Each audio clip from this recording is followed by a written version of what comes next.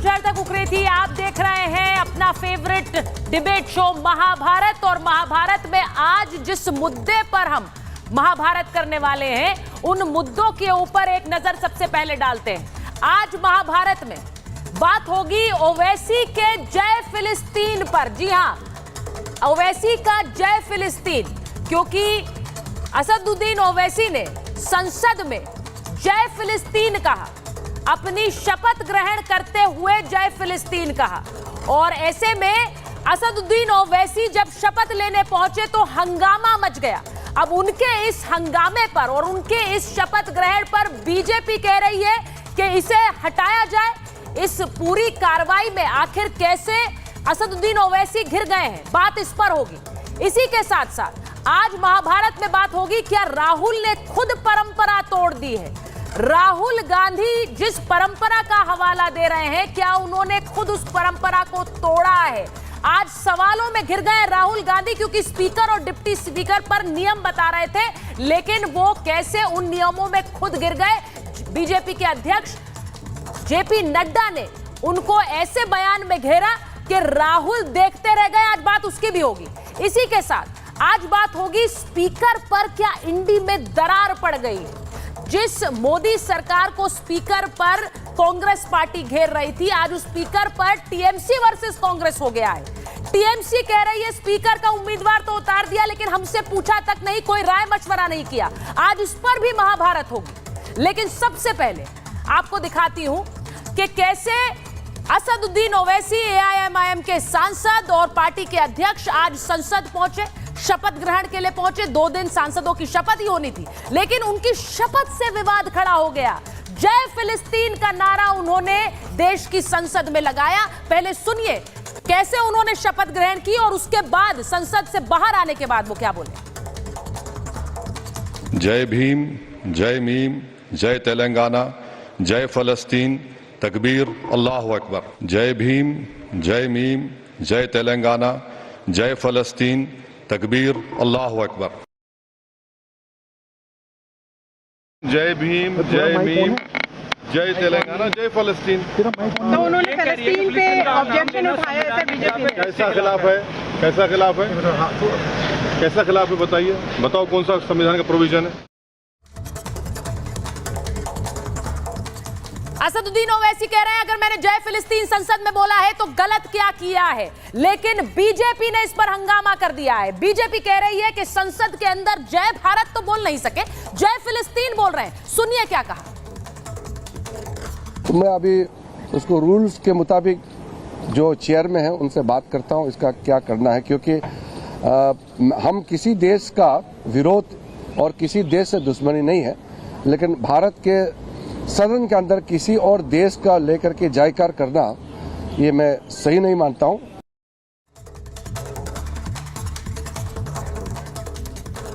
आपको सुनवाते हैं कि बीजेपी ने इस पूरे मामले में कैसे असदुद्दीन ओवैसी को खरी खरी सुनाई है, जय भारत बोलने की चुनौती दी।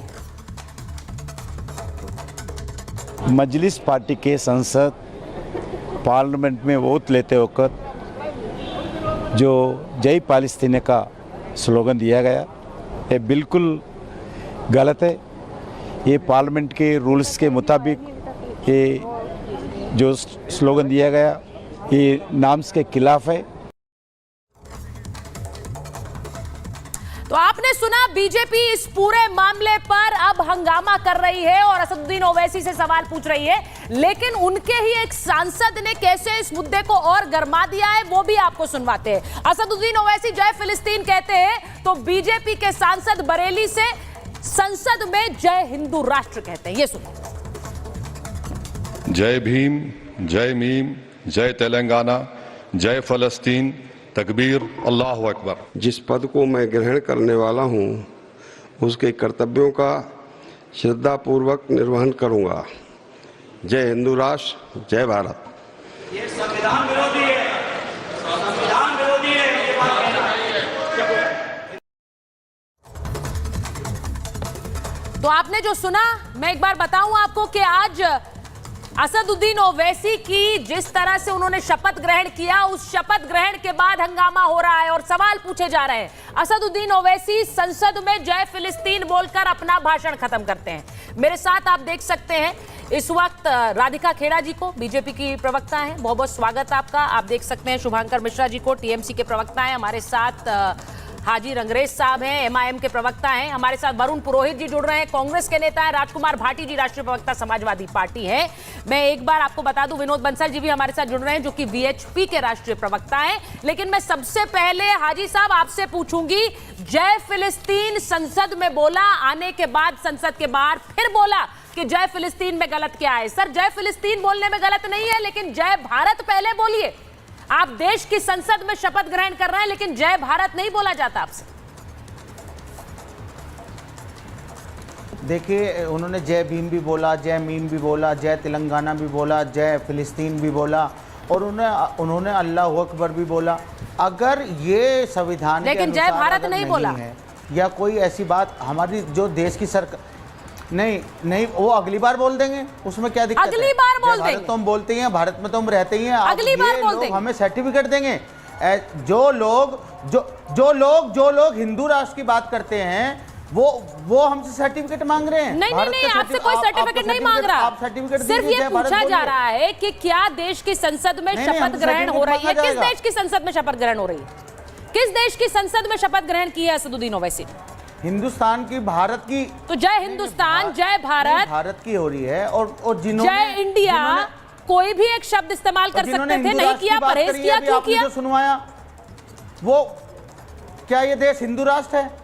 ये क्या? अरे भाई, वो ये देश हिंदू राष्ट्र है? आप ये किसने बोला आपसे? ये है वो जो भाजपा चाहती है, ये संविधान को मिटाना चाहती है, ये संविधान को खत्म कर देना चाहती है, मनुस्मृति लाना चाहती है इस देश में। संविधान किस देश का है? की बात कर रहे हैं। संविधान किस देश का है? किस देश का है संविधान? हमारे भारत का है। तो भारत को जय नहीं कर सकते आप। और हमारी उस देश को जय कहने में आपको तकलीफ होती है? अरे, हमारी भारत सरकार का स्टैंड फिलिस्तीन के साथ है। बिल्कुल सही, बिल्कुल सही। हमारी इसीलिए मैंने शुरू में कहा कि अगर आपने जय फिलिस्तीन कहा, आजादी मिलनी चाहिए। आप जय फिलिस्तीन कह रहे हैं, मैंने सवाल आपसे ये नहीं पूछा। मैंने आपसे कहा कि जय भारत क्यों नहीं बोला? सवाल को तो समझ लीजिए पहले। जी, मैं क्या कह रहा हूं, जय भारत तो ओवैसी साहब आप जो कह रहे हैं वो इम्पोर्टेंट नहीं है। इस वक्त इम्पोर्टेंट है कि असदुद्दीन ओवैसी ने संसद में शपथ ग्रहण के दौरान क्या कहा। मजलूमों की बात करते हैं और दलित भाइयों की बात करते हैं। भाजपा सरकार सिर्फ एक बात करती है, कैसे समाज में जो है ध्रुवीकरण हो जाए। अब हिंदू राष्ट्र की बात आ गई, तब की सारे बीजेपी के नेता कहते हैं कि हमको हिंदू राष्ट्र नहीं हो सकता, भारत देश कभी संविधान नहीं पलटा जा सकता। तो इनकी नियत में और उसमें सब चीजों में फर्क आ रहा है और वो धीरे धीरे जनता जो है इनको देख रही है। मैं एक चीज राधिका जी, जो है जो आज ये जो मुझे बहुत से मुद्दों की बात करनी है, क्योंकि आज विवाद सिर्फ ये नहीं है, विवाद आज बड़ा है, स्पीकर को लेकर है, डिप्टी स्पीकर को लेकर है, सरकार वर्सेस विपक्ष हो रहा है, विपक्ष वर्सेस विपक्ष हो रहा है। आज देश में आज के दिन बहुत सी खबरें हैं राधिका जी, लेकिन मैं आपसे इसलिए पूछ रही हूं क्योंकि आपके नेताओं ने इस पर ऑब्जेक्शन दिया है और उन्होंने पूछा है कि देश की संसद में शपथ ग्रहण के दौरान वो जय फिलिस्तीन बोलकर चले गए, वो बाहर आकर कहते हैं इसमें गलत क्या है? सरकार का स्टैंड है फिलिस्तीन के साथ।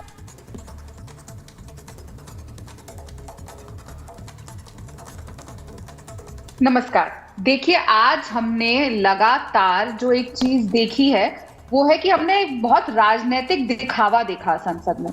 चाहे आप राहुल गांधी जी को देखिए जो आज संविधान की कॉपी लहरा रहे थे, और देखिए विडंबना कि आज के दिन 1975 में उनकी दादी ने इसी संविधान की धज्जियां उड़ाई थी और आज वो संविधान को लहरा रहे थे। आप ओवैसी साहब को देखिए ये तो साफ है कि वो उन्हीं राहुल गांधी की बी टीम है, क्योंकि जिस तरीके से कांग्रेस पार्टी देश को तोड़ने का काम, देश को बदनाम करने का काम कर रही है, उसी तरीके से ओवैसी साहब भी कर रहे हैं। क्या पार्लियामेंट में, लोकसभा में इस सबकी शोभा दिया था कि कोई जय फिलिस्तीन करे वहां पे? आप इंटरनेशनल चीजों को समझते नहीं, इंटरनेशनल रिलेशन समझते नहीं। आप ओथ लेके आए, देश की बात करिए ना, चीजों को सरकार के ऊपर कीजिए।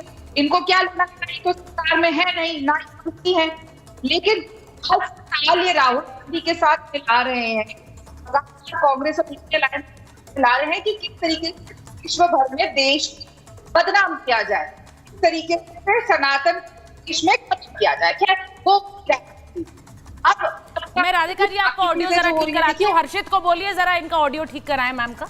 मैं एक बार वापस आ रही हूँ।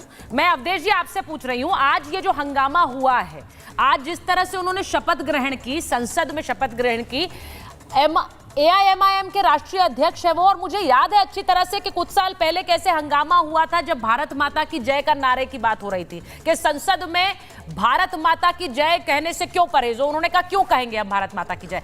आज वो जय फिलिस्तीन कहते हैं। सवाल इसलिए उठते हैं अवधेश जी। नहीं, ये सवाल उठते हैं और पूरे देश में इसको लेके आक्रोश है कि स्वाभाविक है कि भारत की जय कहने में परेशानी है, क्योंकि आपका मजहब कहता है कि हम किसी की जय नहीं कर सकते हैं। लेकिन अगर फिलिस्तीन की जय कहने में वो मजहब आरे नहीं आता है तो ये तो अत्यंत ही मतलब ये असाधारण स्थिति है। पहले चलो अल्लाह अकबर पिछली बार बोला गया, उसकी भी मुखालफत हुई, लोगों ने विरोध किया है।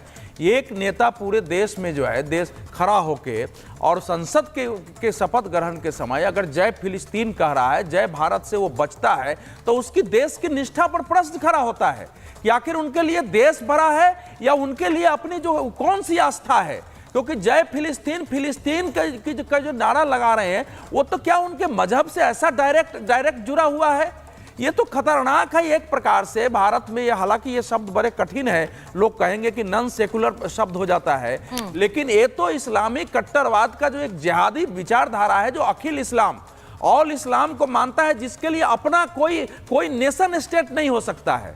उसका भाईचारा अपने केवल इस्लाम के लिए होता है। जो अंबेडकर जी ने लिखा है कि इस्लाम का ब्रदरहुड केवल इस्लाम के लिए है, उसमें दूसरे के लिए जगह नहीं है। वो किसी नेशन स्टेट को नहीं मानते हैं। तो ये उन्होंने आज इसको साबित किया है। अब ये देश को तय करना होगा कि क्या संविधान के तहत शपथ लेने वाला व्यक्ति वाकई संविधान में निष्ठा रखता है, वाकई इस भारत में निष्ठा रखता है, या वाकई वो मजहब की तरह बिना नेशन स्टेट के उसकी निष्ठा कहीं बाहर है। ये बहुत सीरियस इशू है। अवधेश जी, मैं किसी भी भारतीय की और किसी भी हिंदुस्तानी की निष्ठा अपने देश के प्रति, उस पर मैं सवाल नहीं उठाना चाहती हूँ, लेकिन विनोद बंसल जी सवाल इसलिए उठते हैं। मैं स्पष्ट कर दूं, सुनो। हाँ, बोलिए। ऐसा है कि इस्लाम में BR अम्बेडकर ने जो पार्टीशन लिखा है पुस्तक, उसमें साफ लिखा है, सब चीजें वर्णन किया है कि किसी भी जो मुसलमान अपने मजहब को पूरी तरह मानता है उसका कोई नेशन स्टेट नहीं है। उसकी निष्ठा किसी भौगोलिक सीमा में नहीं हो सकती है। उसका ब्रदरहुड सिर्फ अपने लिए है। तभी उन्होंने कहा है कि ये क्लोज कॉर्पोरेशन है ये, और इसीलिए वो मुसलमान नहीं बने थे। उसमें से निकल के भी बहुत सारे लोग हैं, लेकिन असदुद्दीन ओवैसी ने यह साफ किया है कि जो कुछ BR अम्बेडकर ने कहा है ठीक उसी प्रकार के कट्टरपंथी मुस्लिम हैं, और इनकी निष्ठा शायद इस देश के संविधान, इस देश की भौगोलिक सीमा में, इस देश की अखंडता में नहीं हो सकती है। इसलिए मैंने अम्बेडकर जी को कोट किया। ठीक है, मैं एक बार विनोद बंसल जी के पास जा रही हूँ। विनोद बंसल जी, मैंने इसलिए बोला कि किसी भी भारतीय की श्रद्धा उसके देश में और उसके संविधान में, उसको लेकर मैं सवाल नहीं उठाना चाहती हूँ, लेकिन आज ये पूरा एकदम से चर्चा का विषय बन गया। आज बहुत बड़ा एक विवाद स्पीकर को लेकर था, लेकिन कैसे अटेंशन उस तरफ चली गई कि भाई असदुद्दीन ओवैसी जाते हैं और जय फिलिस्तीन कहते हैं, फिर वो कह रहे हैं कि इस देश का भी तो स्टैंड फिलिस्तीन के साथ है, तो मेरा जय फिलिस्तीन गलत कैसे? विनोद जी, देखिए, गलत है कि नहीं है, लेकिन इस बात को देश जान रहा है कि ये जो भारत माता की जय से किनारा करने वाले लोग, भारत माता की जय को इस्लाम के विरुद्ध मानने वाले लोग, ये भारत माता की जय का विरोध करने वाले लोग आज फिलिस्तीन की जय कैसे बोलने लगे? आज इनका इस्लाम कहां चला गया? क्या फिलिस्तीन के बारे में जय कहना अलाउड है और भारत माता की जय कहना अलाउड नहीं है? ये कौन सा नारा हुआ? एक बात। दूसरी बात देखिए, सांसद भाग्यनगर के हैं, संसद भारत की है, शपथ भारत की संसद की ले रहे हैं और जय फिलिस्तीन को बोल रहे हैं। ये इससे इनका मन वचन कर्म और ये जो इनकी मानसिकता है वो सीधी परिलक्षित होती है। मैं इनको कहता हूं चैलेंज के साथ में, आखिरकार संसद के अंदर भारत माता की जय बोलते तो समझ में आता है, फिलिस्तीन की जय बोल करके ये क्या कहना चाहते हैं? क्या आतंकवादियों के साथ खड़ा होना चाहते हैं? मैं कहता हूं फिलिस्तीन के साथ भारत के रिश्ते अच्छे हैं और रहेंगे, लेकिन प्रश्न ये नहीं है। बात यह है कि जय फिलिस्तीन बोल करके इन्होंने सीधा उन हूरों की इंतजार करने वाले जिहादियों को उकसाने की कोशिश की है।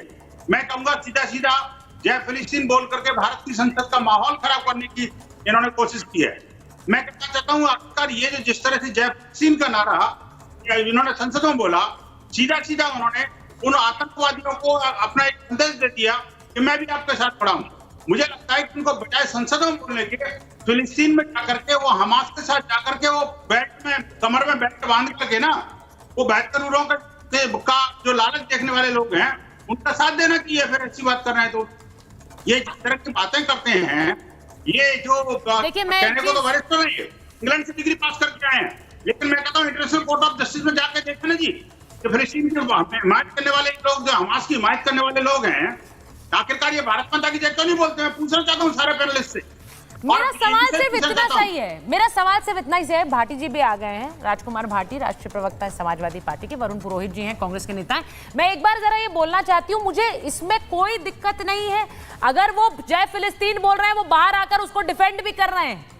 उनकी वो अगर फिलिस्तीन के साथ खड़े हैं, वो कहते हैं देश फिलिस्तीन के साथ खड़ा है। भाटी जी मैं सिर्फ एक चीज पूछूंगी, क्योंकि आज विवाद उससे बड़ा है, आज विवाद स्पीकर को लेकर है और सरकार और विपक्ष के बीच, और उधर विपक्ष वर्सेस विपक्ष भी हो गया है। मैं उस पर आना चाहती हूं, लेकिन पहले आपका एक रिएक्शन लूंगी सर, कि वहां संसद में जय भारत बोलने में क्या तकलीफ थी?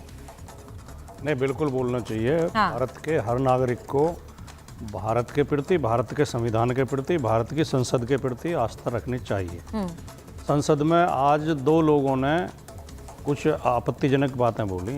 हाँ। एक ने कहा जय फिलिस्तीन, एक ने कहा जय हिंदू राष्ट्र। यस। और दोनों भारतीय जनता पार्टी के समर्थक हैं, एक सीधे प्रत्यक्ष समर्थक हैं, एक अप्रत्यक्ष समर्थक। ये तो आपने वो नहीं, ये तो पूरा देश जानता है। ये कैसे पूरा देश जानता है? जनता जानती है। आप लोगों ने बी टीम कहते रहते हैं। ओवैसी जी बीजेपी की बी टीम है, पूरा देश जानता है। अपनी सीट के अलावा वो जहाँ जहाँ चुनाव प्रत्याशियों को लड़ाते हैं, बीजेपी को फायदा पहुंचाने के लिए लड़ाते हैं। बिहार में 2020 में बीजेपी और जेडीयू की सरकार न बनती अगर ओवैसी जी ने प्रत्याशी न उतारे होते वहाँ, और काफ़ी वोट उन्होंने जेडीयू उसके आरजेडी के काटे। और कई प्रत्याशी, 5 प्रत्याशी तो सीधे सीधे हरवा दिए थे, वो सबको पता है। और टाइम पे अभी आपने एक बात और कही, ये भी पॉइंट की बात है कि विवाद जहां सभापति को लेकर होना था उससे डाइवर्ट हो गया वो। तो इसका लाभ किसे हुआ? सीधे सीधे बीजेपी को हुआ।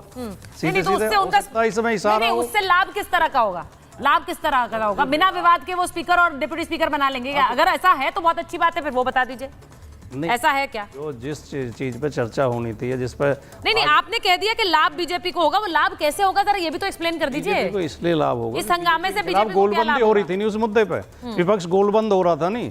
आज चैनलों पे उसी पे बहस होती नहीं। अब बहस नहीं, बहस उसी पर हो रही है, बहस उसी पर हो रही है, क्योंकि मैं आपको एक चीज बताना चाहती हूँ।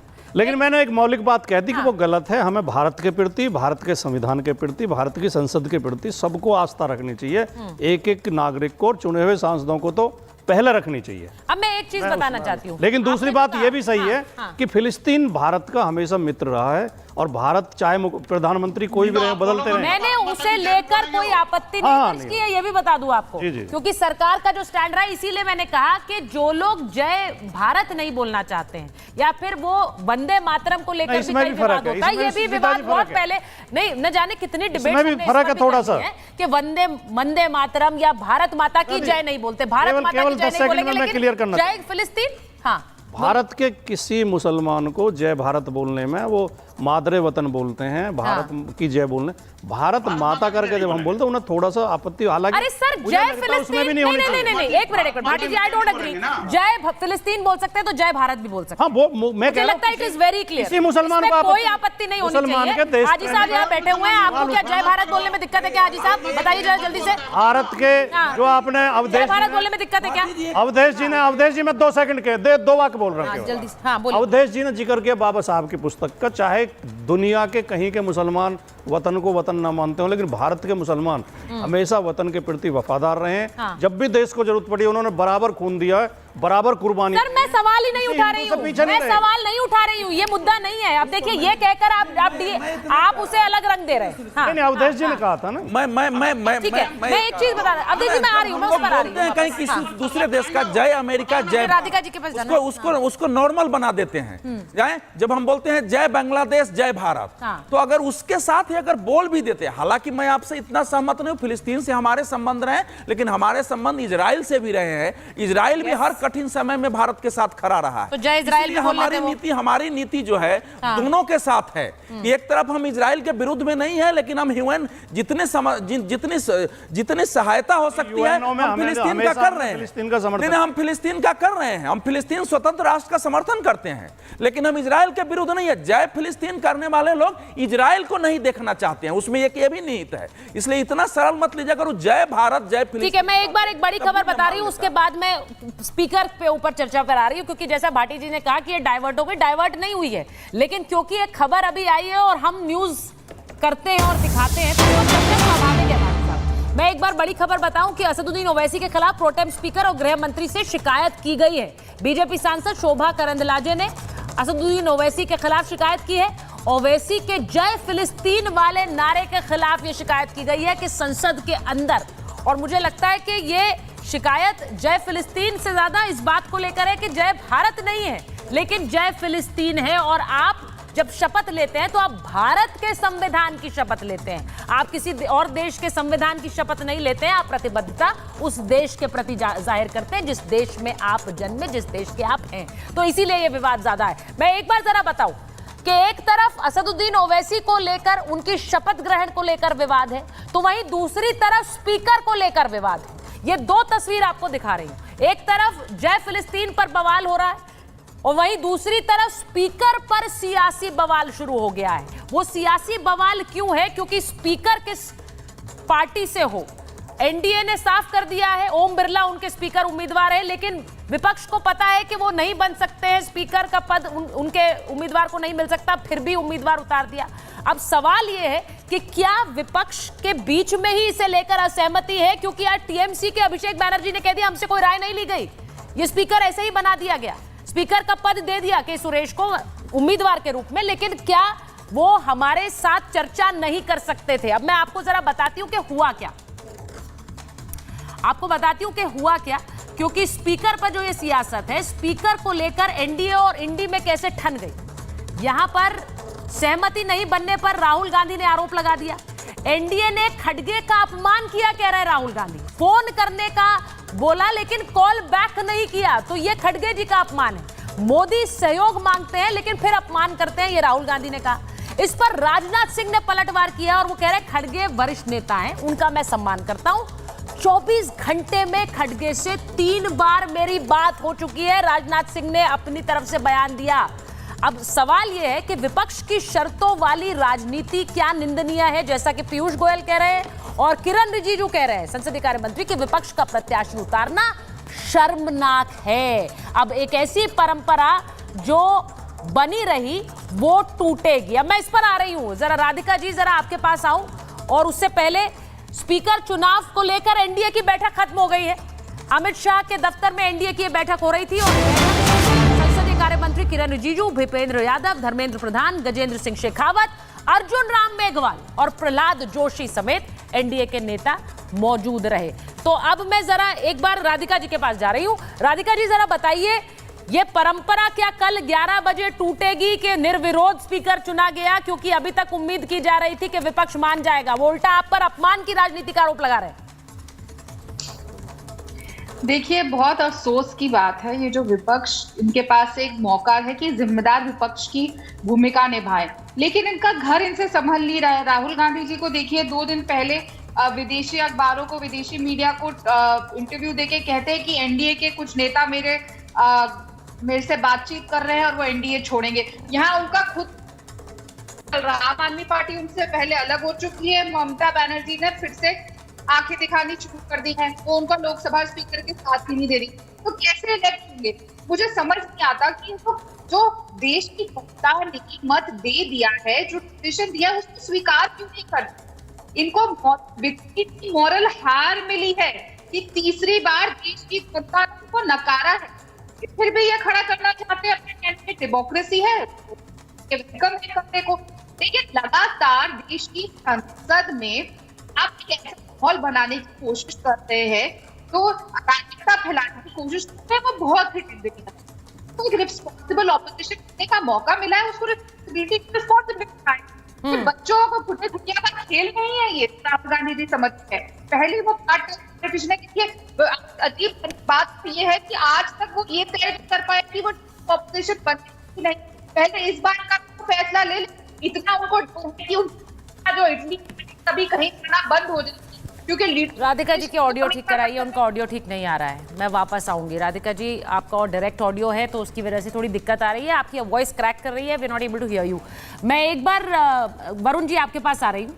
वरुण जी, आज तो आप जयपुर नहीं, हमारे अपने स्टूडियो में बैठकर बात कर रहे हैं हमसे, तो बड़ी अच्छी बात है। तो ये जरा बता दीजिए कि यहाँ पर आप आ गए हैं तो जरा कुछ मेल मिलाप बढ़वा दीजिएगा, सहमति हो जाती है, अच्छी तरह से स्पीकर का पद निकल जाता है। यहाँ पर अब पहली बार क्या परंपरा टूटेगी, ये अच्छी बात नहीं है। उधर राहुल गांधी तो सीधे अपमान का भी आरोप लगा रहे हैं, हमारे नेता का अपमान कर दिया, आपने कॉल बैक नहीं किया। राजनाथ जी ने स्पष्टीकरण दिया। सुचारिता जी, पहले आप ओवैसी साहब की बात कर रहे थे। देखिए, भारत की जो संसद है वो संविधान के तहत ही बनी है।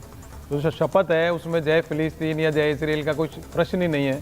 अभी जो डिस्कशन हो रहा है कि हमारे उससे रिलेशन अच्छे हैं, तो भाई कोई इंटरनेशनल रिलेशंस की शपथ थोड़ी दिलाई जा रही थी, आप संसद की शपथ दिलाई जा रही थी। तो ऐसा आचरण किसी को नहीं करना चाहिए, संसद की गरिमा को के अनुसार करना चाहिए। इतने सीनियर सांसद हो गए, मैं बड़ी इज्जत करता था ओवैसी जी की, पर आज उन्होंने जो नारा लगाया, ये नारे लगाने की संसद जगह नहीं है। संसद जनता के जो इश्यूज हैं उस पर डिस्कशन करने के लिए इन सबको चुना गया है, सारे सांसदों को उस पर ध्यान देना चाहिए। तो इसलिए भारत की संसद की गरिमा बनी रहे, सब नेताओं को ध्यान रखना चाहिए। और इलेक्शन का हैंगओवर जो है वो उतर जाना चाहिए था शपथ लेने के साथ साथ। ये कोई चुनाव का आप वोट लेने के लिए थोड़ी कर रहे हो कि वैसे नारे लगा लगा के वोट लें, तो ये गलत चीज़ है। इसको परंपरा को सब सांसदों को ध्यान रखना चाहिए, गरिमा का ध्यान रखना चाहिए। अब आपने जो प्रश्न उठाया भी, जो स्पीकर की बात थी, देखिए डेमोक्रेटिक फोरम है, डेमोक्रेसी भारत के अंदर, अगर चुनाव होता है तो इसमें कौन सी परंपरा कौन सी टूट गई। आपने किरण रिजिजू जी का एक शब्द लिया, शर्मनाक बता रहे। भाई आप संसद में कोई भी प्रक्रिया होती है उसको शर्मनाक कैसे कह सकते हो। चुनाव है, चुनाव में मान लीजिए, मैं कह रहा हूँ 3 पार्टियां अपने अध्यक्ष के पद के खड़ा करें, अभी भाटी जी खड़ा करें तो करें, क्या दिक्कत है, तृणमूल करें तो क्या दिक्कत है, ये तो लोकतांत्रिक व्यवस्था है। तो इसको आप शर्मनाक शब्द कैसे ले सकता है सरकार का कोई मंत्री। ये सबसे बड़ी बात तो उनके लिए शर्मनाक है, तो संसद की गरिमा के लिए किसी चुनावी इस प्रकार से शर्मनाक शब्द का प्रयोग कर सकता है कोई इतना बड़ा आदमी। करना ही नहीं चाहिए उनको। जहां तक राहुल गांधी का प्रश्न है, भारतीय जनता पार्टी जो पूरी कांग्रेस युक्त हो चुकी है, पूरे आधे से ज्यादा कांग्रेस के बैकग्राउंड के लोग हैं, वो क्या आरोप लगा रहे हैं कांग्रेस के ऊपर कि कांग्रेस ने ऐसे किया, कांग्रेस नहीं। अरे भाई, कांग्रेस में आप नहीं, यहाँ पर क्योंकि यहाँ पर शुभांकर भट्टाचार्य जी बैठे हुए हैं, टीएमसी के नेता हैं, और मैं उनसे पूछूंगी क्योंकि हम के प्रवक्ता श्याम सुंदर सरन जी भी हमारे साथ जुड़े हैं। पहले मैं शुभांकर जी आपके पास आ रही हूँ। आपके नेता ने जो कहा है वो जरा वरुण जी को बताइए, क्योंकि अभिषेक बैनर्जी कह रहे हैं हमसे कोई राय नहीं ली गई। जब उन्होंने के सुरेश के नाम पर ऐलान किया, उन्होंने बतौर उम्मीदवार अपना पर्चा भरा, तो आपके नेता उस पर ऐतराज जता रहे हैं। ये सही है या गलत है? वरुण जी को बताइए।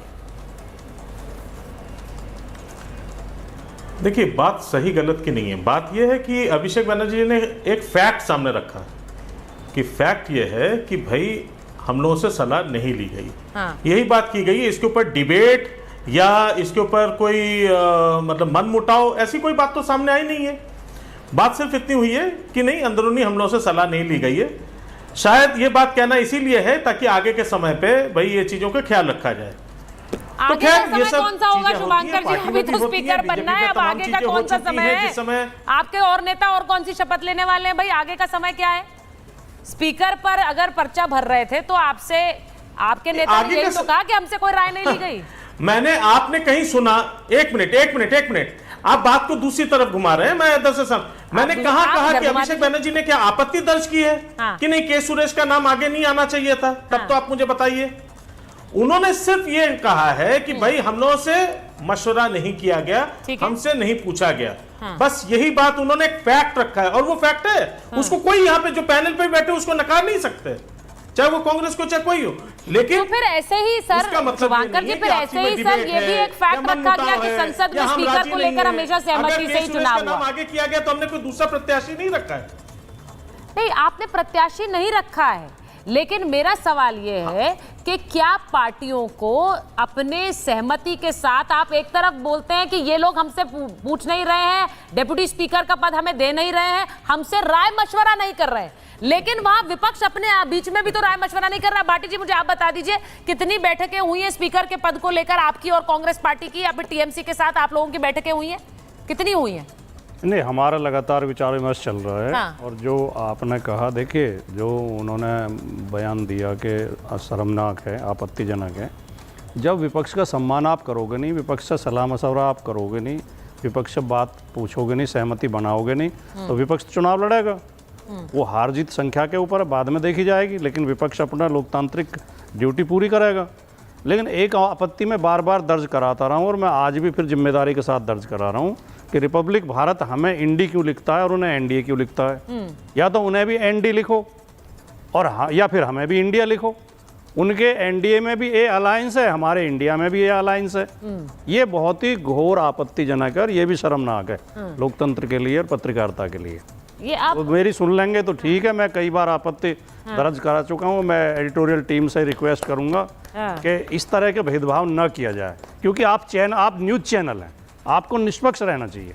अगर मैं देखिए भाटी जी, आपने ये सवाल कई बार उठाया, मैंने भी इसका कई बार जवाब दिया, ये डिबेट वैसे किसी और मुद्दे पर, लेकिन फिर एक बार आपका जवाब दे देती हूँ। नहीं तो अभी मैं देख रहा हूँ नहीं लगातार, देखो देखिए आपके घर पर सुनिए, अगर मैं आपने ऊपर स्क्रीन पर लिख दूंगी इंडिया पर सवाल, तो वो मेरे लिए गलत होगा सर। मैं अपने देश पर सवाल नहीं उठा सकती, क्योंकि इंडिया मेरे लिए मेरा देश है, अपमान कर रहे हैं, मेरे लिए मेरा देश है। तो आपने अपना नाम रख लिया, लेकिन मैं तो इंडिया पर सवाल नहीं लिख सकती हूँ, मैं लिख नहीं पाऊंगी सर, मुझे माफ कर दीजिए इसके लिए। मैं नहीं लिख पाऊंगी कि इंडिया पर सवाल है, मैं नहीं लिख पाऊंगी। इसलिए INDA। और दूसरी बात यह है कि ये मैं डिबेट में आगे बढ़ रही हूँ। भाटी जी इस बात को कई बार उठा चुकी हूँ, मैं इस बार कई बार इसका जवाब भी दे चुकी हूँ। बोलिए। पहली बात यह है कि अगर भारतीय जनता पार्टी या एनडीए ने विपक्ष के साथ बैठक नहीं की होती, तब माना जाता कि आपने सहमति नहीं बनाई है। कांग्रेस के अध्यक्ष से 3 बार बात हुई।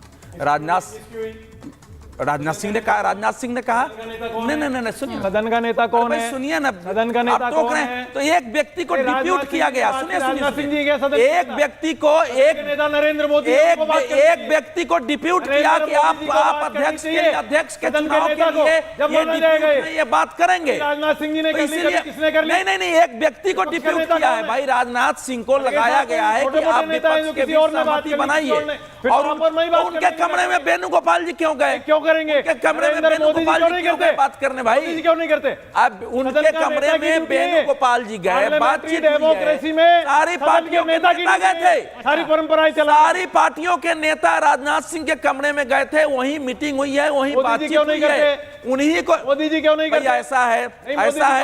जवाब दो इस बात का। सुने मोदी जी को भाई, मोदी जी भी ऐसा होगा हर चीज क्यों सेव कर रहे हो आप सदन के नेता को? प्राइम मिनिस्टर भी जा सकते हैं। नेता की ड्यूटी है सदन के लिए हर चीज की। कैसी बात कर रहे हो? मैं जो स्पष्ट कर रहा हूँ, देखिए मैं इसलिए नहीं चिल्लाऊंगा कि ये मैं विषय रखना चाहता हूँ, कट जाएगा। आप सदन के भाई आपने क्या जिम्मेदारी है बताइए आप। पहले जिम्मेवारी से ज्यादा मैं स्पष्ट कर दूं। क्यों जिम्मेवारी है? सदन के नेता जनता दल यू के ललन सिंह बाहर निकले, उन्होंने ये कहा कि जब इन लोगों ने कहा कि डिप्टी स्पीकर तय करो, तो राजनाथ सिंह जी ने कहा है कि पहले स्पीकर का चुनाव हो जाए, डिप्टी स्पीकर जब आएगा तब हम लोग मिलजुल के वो नाम तय करेंगे।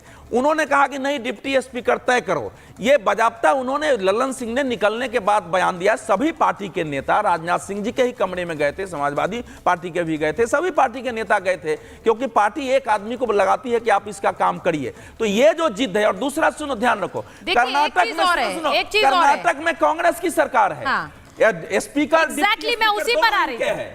पश्चिम बंगाल में स्पीकर डिप्टी स्पीकर इनके ही हैं। केरल में स्पीकर डिप्टी स्पीकर इन्हीं के हैं। की बात हो रही थी कि प्रोटोकॉल डिप्टी स्पीकर इन्हीं के हैं। तो ये खुद जिस पे है, जो अभी टीएमसी के प्रवक्ता बैठे हुए हैं, पश्चिम बंगाल में भी बीजेपी के पास डिप्टी स्पीकर दे दिया होता, कर्नाटक में दे दिया होता, आपने नहीं दिया, आपने दोनों बना के रखा हुआ है। स्पीकर कौन है पश्चिम बंगाल में?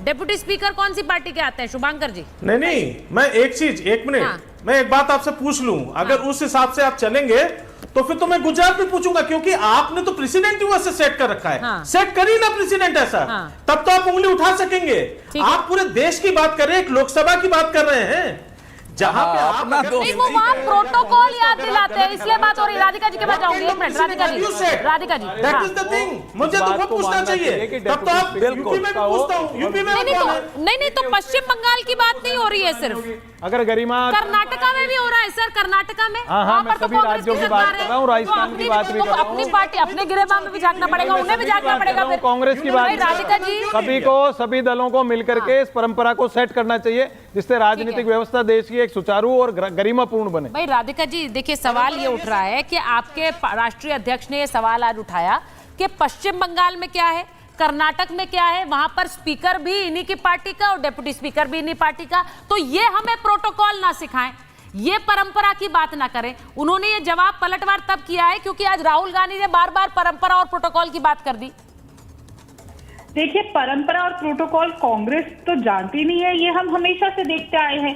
जब यूपीए की गवर्नमेंट थी 2004 में, तो हमने देखा था कि ये जो आज प्रोटेम स्पीकर के ऊपर भी चिल्लाना सीखा कर रहे थे, तो तब भी बाला साहेब विखे पाटिल जी को दरकिनार को बना दिया था, जो 8 टर्म के एमपी थे, और दरकिनार किसको किया था? 9 टर्म के जॉर्ज फर्नांडिस साहब को।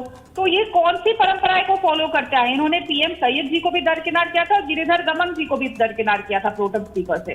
तो आज तक कांग्रेस पार्टी ने कौन सी चीजें फॉलो करी है, कौन से ट्रेडिशन फॉलो करें? कभी नहीं करे।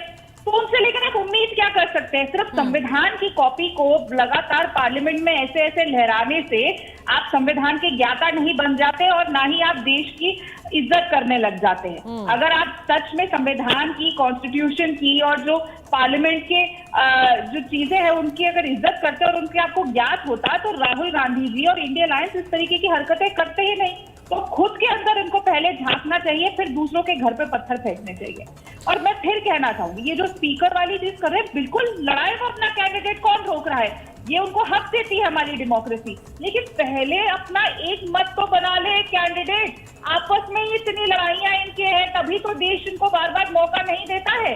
तीसरी बार इनको विपक्ष में रखा गया है, ये इकट्ठे होते हैं फिर टूटते हैं। अभी देखिएगा थोड़े दिन में जैसे उत्तर प्रदेश के चुनाव पास आएंगे तो यही सपा और कांग्रेस फिर अलग हो जाएंगे।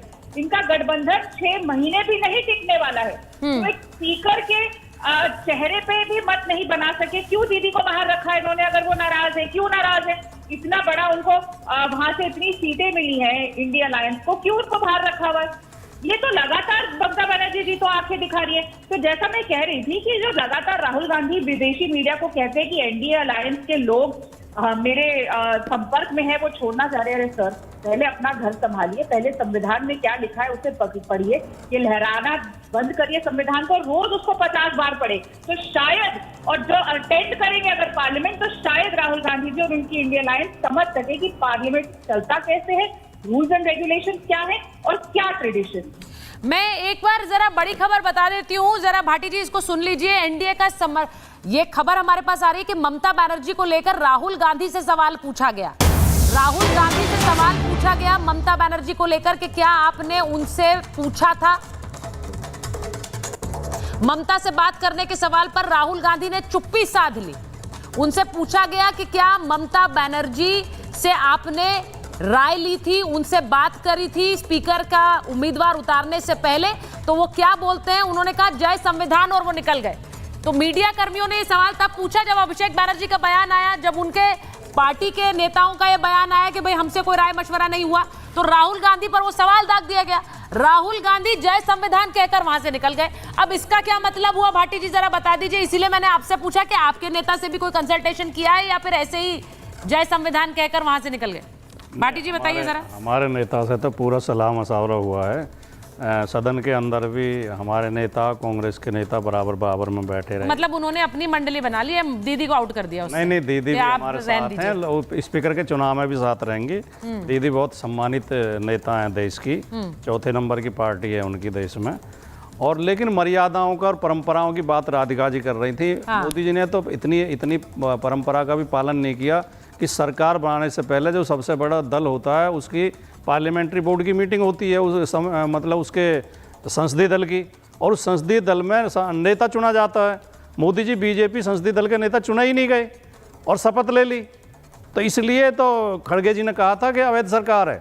इसमें संवैधानिक व्यवस्था भी यही है, संविधान के जो सिस्टम है वो भी यही है, और परंपरा भी यही रही है कि जो भी चुनाव के बाद सबसे बड़ा दल आता है उसके संसदीय दल की मीटिंग होती है और वो अपना नेता चुनते हैं। फिर वो नेता सरकार बनाने का दावा पेश करता है और अपने समर्थक सांसदों की सूची पेश करता है। लेकिन राष्ट्रपति ने तो ऐसे ही उन्हें बिना संसदीय दल का नेता चुने ही शपथ दिलवा दी। तो मर्यादाओं का पालन और परंपराओं का पालन दोनों तरफ से किया जाना चाहिए। और एक चुनाव के दौरान मोदी जी कांग्रेस के घोषणा पत्र का बड़ा जिक्र करते रहे। कांग्रेस का घोषणा पत्र अगर ठीक से पढ़ लें तो उसमें 3 पॉइंट बहुत अच्छे दिए हैं संसदीय उसके लिए, जो सदन चलाने के लिए। उन्होंने घोषणा की थी कि अगर कांग्रेस की सरकार बनेगी तो हम साल में 100 दिन सदन चलाएंगे। दूसरे सप्ताह में एक दिन ऐसा रखेंगे जिस पर केवल विपक्ष के एजेंडा पर चर्चा होगी, और तीसरे जो भी स्पीकर चुना जाएगा वो पार्टी से संबंध खत्म कर लेगा, वो निष्पक्ष स्पीकर रहेगा, वो किसी पार्टी का समर्थक नहीं रहेगा, वो निष्पक्षता के साथ सदन चलाएगा। तो यही बात, चीजों का पालन करना, ये बात बार बार श्याम सुंदर जी के पास एक बार जा रही हूँ, बहुत देर से जा रही हूँ। श्याम सुंदर जी, देखिए आपके नेता तो आज वहां पर थे, जो तस्वीरें आई उसमें आपके नेता भी मौजूद थे, क्योंकि सारे गठबंधन दलों के नेता उस वक्त मौजूद थे जब ओम बिरला जी ने पर्चा भरा।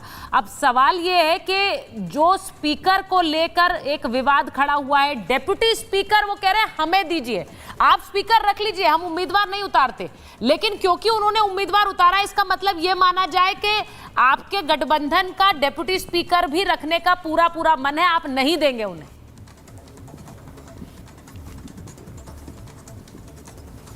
देखिए सुचारिता जी, मुझे तो हंसी आती है कि किस तरह की बात ये करते हैं। ये परंपराओं की बात भी करेंगे, ये और अन्य कई तरह की बात करेंगे, लेकिन देखिए देश ने इस पर भरोसा नहीं किया है, देश ने इनको विपक्ष में बिठाया है। और मैं पूरी जिम्मेदारी के साथ इस बात को कहता हूं कि मुझे तो एक संवाद याद आता है, महाभारत में कृष्ण और अर्जुन के बीच जब कर्ण का पहिया धंस गया और अर्जुन बाण चला नहीं रहे थे, तो कृष्ण ने कहा कि क्या कर रहे हो, बाण चलाओ। तो अर्जुन ने कहा कि ये तो धर्म विरुद्ध है, कैसे हम ये करें। तो कृष्ण भगवान ने कहा था कि अर्जुन किस व्यक्ति के धर्म की बात कर रहे हो, नहीं, कर्ण ने कहा कि कृष्ण आप कैसे ऐसी बात कर रहे हैं। तो कृष्ण ने वहां कहा था कि कर्ण, तुमको धर्म की बात करने का अधिकार नहीं है, क्योंकि तुमने तब धर्म का अनुपालन किया होता जब द्रौपदी का चीरहरण हो रहा था, तुमने तब धर्म का अनुपालन किया होता जब अभिमन्यु वध हो रहा था। और कई तरह के उदाहरण दिए। किस विपक्ष की ये बात कर रहे हैं, जो डोकलाम में चीनियों के साथ खड़े दिखते हैं, जो विपक्ष, जो राहुल गांधी अमेरिकी यूनिवर्सिटी के वर्चुअल चर्चा में प्रधानमंत्री को गद्दाफी और क्या क्या कहते हैं, जो कहते हैं सरेआम कहते हैं विदेशों में जाकर कि भारत में लोकतंत्र खत्म हो गया, जो सरकार बनाने के लिए पाकिस्तान से सहयोग मांगते हैं, जो दिन रात चाइना से सहयोग मांगते हैं, जो वो कह रहे हैं कि आप लोकतंत्र खत्म होने का प्रचार दुनिया भर में करते हैं और यहाँ लोकतंत्र की दुहाई देते हैं उसी सरकार को। दुनिया के सारे चोर और सारे अपराधी ऐसे ही तर्क ढूंढ के लाते हैं इतिहास से। तो आप इन्हें चोर और अपराधी कह रहे हैं कि हमारे बच्चे भूखे मर रहे हैं, हम क्या करें। श्री कृष्ण जी ने भी चोरी की थी, श्री कृष्ण ये चोर और अपराधी आप किसे कह रहे हैं? ये अपने अपराधों पे पर्दा डालने के लिए किया जाता है, एक तानाशाही का समर्थन करने के लिए। ये अपराधियों की पार्टी के सरगना है ना। नहीं, मैं इनको जानता हूँ ना, ये इनको जानता हूँ, अपराधियों की ही तो पार्टी खड़ी की है इन्होंने। अरे सारे माफिया तो बीजेपी में, उत्तर प्रदेश के जब कोई सवाल पूछा, बड़े माफिया सारे बीजेपी में। अभी ये कह रहे थे कि ओवैसी जी बी टीम है भारतीय जनता पार्टी के, लेकिन हाँ बोलिए श्याम सुंदर जी बोलिए। मेरी आवाज जा रही है? जी आ रही है। लेकिन इनसे जरा पूछिए कि ओवैसी के समर्थन से सरकार कौन चला रहा था? मनमोहन सरकार को ओवैसी जी का समर्थन था कि नहीं था?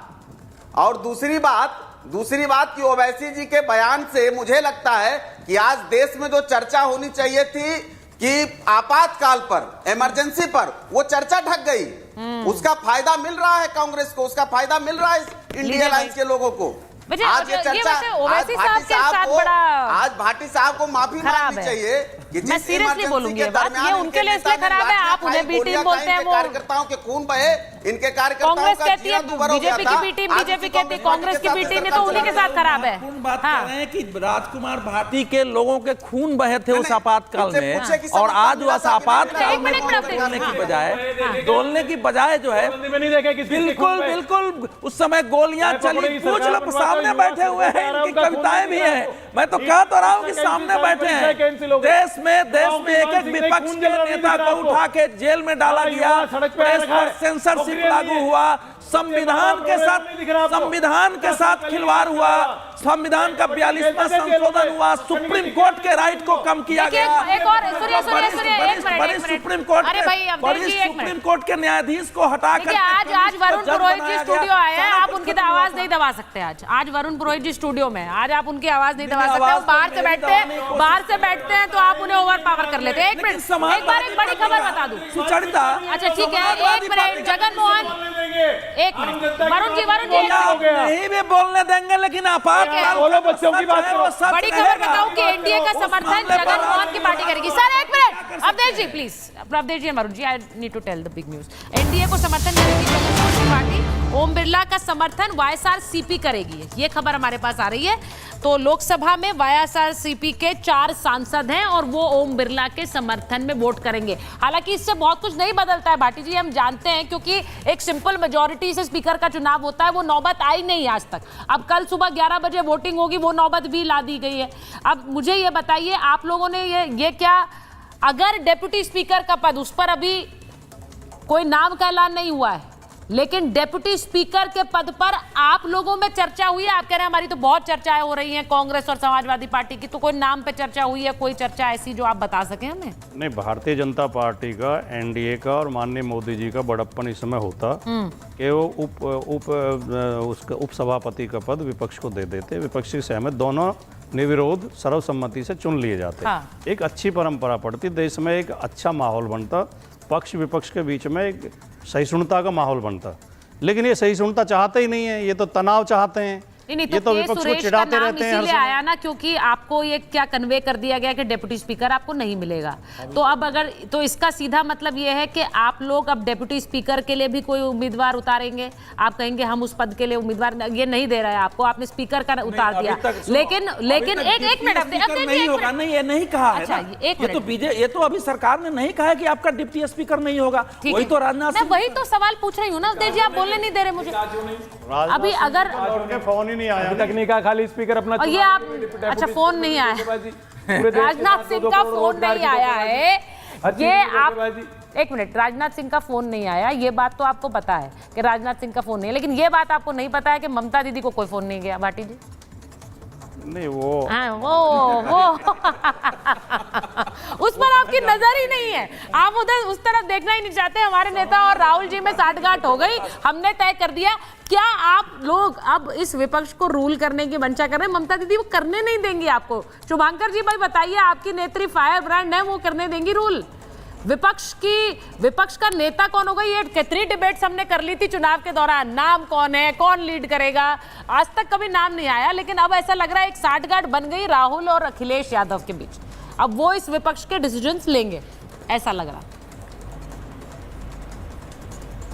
शुभांकर जी, सुचरिता जानते हैं आज किस प्रकार की डिबेट हो रही है? तो जैसे पड़ोस में नहीं होता है कि पड़ोस के घर में झांक के जो दिखाया जाता है, अरे देखो आज जो है 2 भाइयों में लगता है कुछ है, आज उसके जो गिलास में जो है कम पानी डाली गई है, लगता है 2 भाइयों में जो है लड़ाई हो रही है, तो मायने निकाले जा रहे हैं और ये खामखा हो रहा है, कोई सेंस नहीं बन रहा है इसका। उससे इस बात का फर्क नहीं पड़ता कि भाई विपक्ष, अगर विपक्ष की भी क्या राय लेनी चाहिए, पहले तो विपक्ष की राय लेनी चाहिए कि नहीं सरकार को, वो बात नहीं पूछी जा रही। क्या ये एक हम प्रेसिडेंट सेट करना चाहते हैं कि नहीं, कि हम निष्पक्ष तरीके से इस बार कम से कम एक निष्पक्षता हम सामने रखना चाहते हैं? ये इस बात पर हम लोग कोई बात नहीं। बताइए राधिका जी, आप लोग इनसे कोई राय मशवरा नहीं करना चाहते, आप कॉल बैक नहीं करते हैं, आप ना कॉल बैक करके अपमान करते हैं और उसके हम लोग मजे ले रहे हैं बैठ के। वो कह रहे हैं कि भाई विपक्ष पर तो सवाल उठ रहे हैं, लेकिन आप लोग कोई कंसल्टेशन चाहते ही नहीं, आप डेप्यूटी स्पीकर नहीं देंगे उन्हें, इसीलिए हंगामा।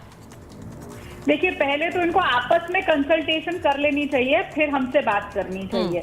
हम सारे रूल्स रेगुलेशन फॉलो करते हैं और हम सब कॉल करते हैं। हमने पहले भी कॉल किया और राजनाथ सिंह जी ने तो कह दिया वो फिर कॉल कर लेंगे।